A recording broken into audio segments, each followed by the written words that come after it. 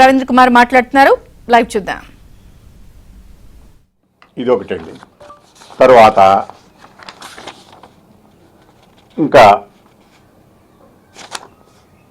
BC సంక్షేమములకు ప్రత్యేకంగా రిజర్వేషన్లు కల్పిస్తాం, సప్లాన్ అమలు చేస్తాం, శాశ్వత ప్రాతిపదికమైన బీసీ కమిషన్ ఏర్పాటు చేస్తాం అని చెప్పారు.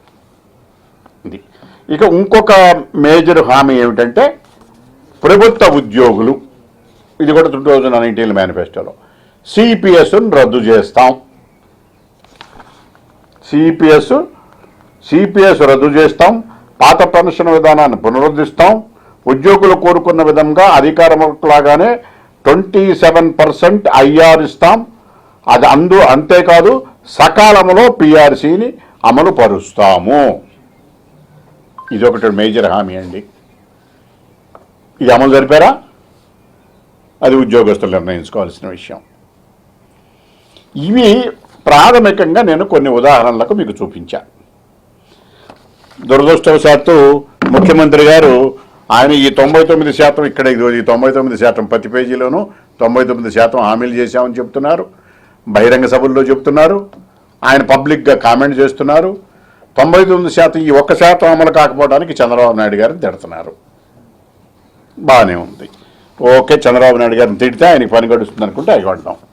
ఇకపోతే ఈయన ఈ 2019లో ఇచ్చినటువంటి హామీలు 2024 మేనిఫెస్టోలో ఉన్నాయా లేవా అనేటటువంటిది మనం చూడాలి. ఈ రెండు కనుక కంపేర్ చేస్తే ఎష్యూరెన్స్ దీంట్లో ఇచ్చినటువంటి స్పెషల్ స్టేటస్ కానీ, సిపిఎస్ కానీ, మద్యపాన నిషేధము కానీ, 2,32,000 ఉద్యోగాలు కానీ, 25 లక్షల పక్కా గృహాలు కానీ, ఇవన్నీ కూడా 2024 మేనిఫెస్టోలో మిస్ అయిపోయినాయి.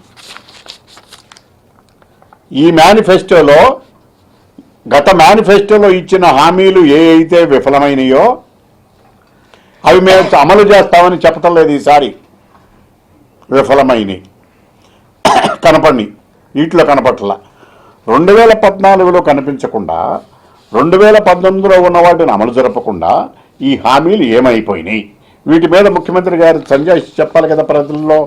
అందరూ ఇంకోటి మాట కూడా అన్నారు, మీకు 2019లో నేను ఎటువంటి పరిస్థితుల్లోనూ మద్యపాన నిషేధం కనుక అమలు జరపకపోయినట్లయితే మళ్ళీ నేను మీ దగ్గరికి వచ్చి ఓట్లు అడగను అని చెప్పారండి.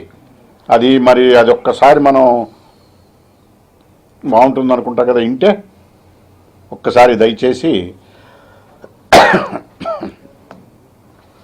2024 ఎన్నికలు జరిగే నాటికి మందు అనేది లేకుండా చేసిన తర్వాతనే ఓట్లు అడుగుతానని చెప్పి ప్రతి అక్కకు చెల్లమ్మకు నేను మాటిస్తా ఉన్నా. 25 ఎంపీ స్థానాలు మనమే తెచ్చుకుందాం.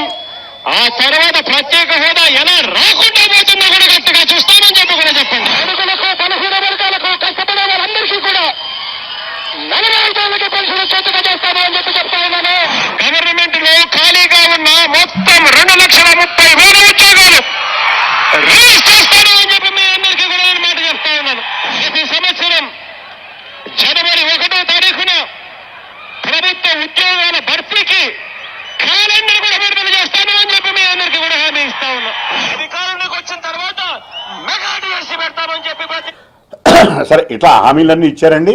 ఇప్పుడు ఆయన చదివిన హామీల్లో ఆయన గొంతే, అది నా గొంతు కదా. అది ఆయనే ఆ హామీలన్నీ కూడా మళ్ళీ ఇంకొకసారి పబ్లిక్ మీటింగ్లో 2019కి ఎన్నికల ముందు ఇచ్చారు. ఆయన ఇచ్చినటువంటి హామీలు అమలు జరిపారా?